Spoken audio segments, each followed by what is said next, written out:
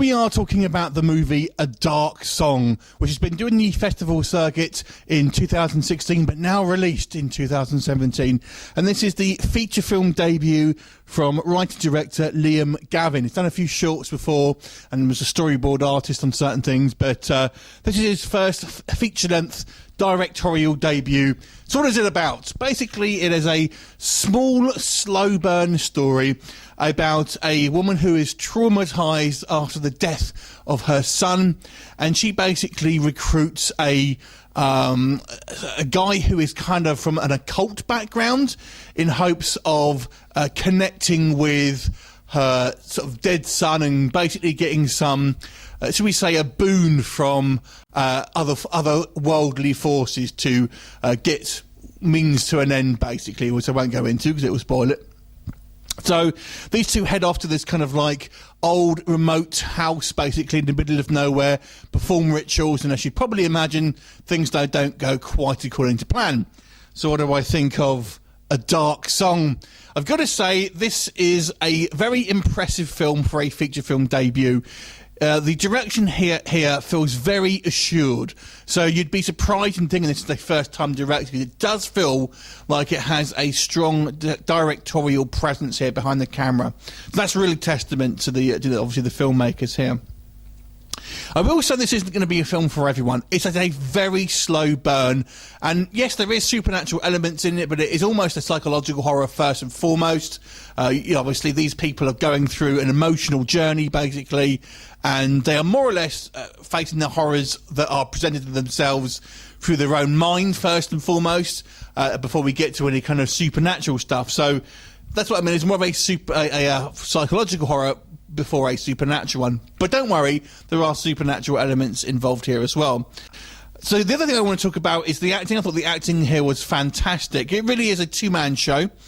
And the acting from both parties were great. The guy actually totally reminds me of Ricky Gervais. If you've ever watched Ricky Gervais, he sounds like him. Some of the line delivery you've got here, I mean, Ricky Gervais is obviously a massive atheist, but the way he says things, it just sounds like it's coming from Ricky Gervais. It amused me to no end, I've got to say. But both acting was fantastic here. So both, hats off to both the actors here who, really kind of ground this performance in a realistic manner. They do a real good realistic manner here. And I really like the way that when you see occult rituals and things like that in films before, it's a couple of words here over a pentagram and then bam, there's your demon. This is a long, arduous process. I mean, these people have planned this. Even before we get to the ritual, we know that they've been dieting and doing all this prep for it, and the ritual is taking literally months. So that I really kind of like that kind of they very kind of different depiction of what it means, and it shows you the kind of the intensity that this woman basically wants, and how desperate she is to get her goals ultimately. And that will lead me on to a couple of negatives, I would say. And this is a negative that is on purpose, but I still feel it's worth pointing out. This is such a slow burn film, I feel it will put some people off to the point where you'll think there's not actually a lot of story when push comes to shove. So when if you had to describe what actually happens with giving spoilers, you'll find that you won't be talking very long. There's not a lot actually happens. It's just very drawn out. So I feel that will put some people off. If you do like a slow burn, particularly if it's well executed, then you'll get a lot from this movie.